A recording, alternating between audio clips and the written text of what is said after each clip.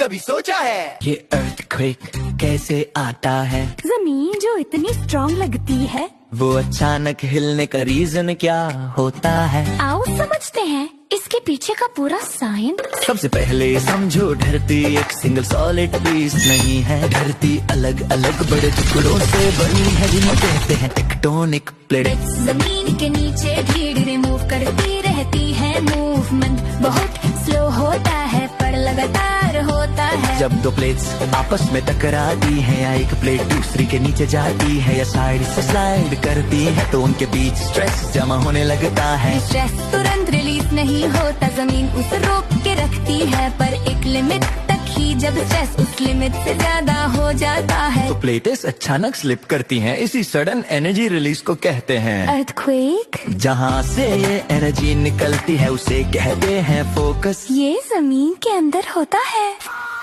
Focus के बिल्कुल ऊपर सरफेस पर जो जगह होती है, उसे कहते हैं एपिसेंटर। सबसे ज्यादा शेकिंग एपिसेंटर के पास होती है। इस एनर्जी के रिलीज से सेस्मिक वेव्स बनती है। ये वेव्स जमीन के अंदर और सरफेस पर हर डायरेक्शन में ट्रैवल करती हैं। ये वेव्स ही बिल्डिंग्स को हिलाती है, सड़कों को क्रैक करती है और डैमेज करती है।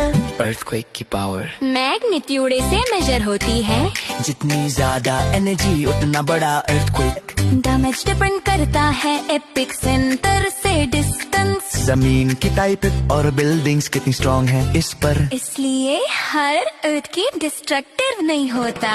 पर जब मैग्नीट्यूड ज्यादा हो और एरिया पॉपुलेटेड हो, तो इम्पैक्ट सेवियर होता है। तो याद रखो, अर्थक्वेक रैंडम नहीं होता, ये धरती के अंदर प्लेट्स की मूवमेंट का रिजल्ट होता है।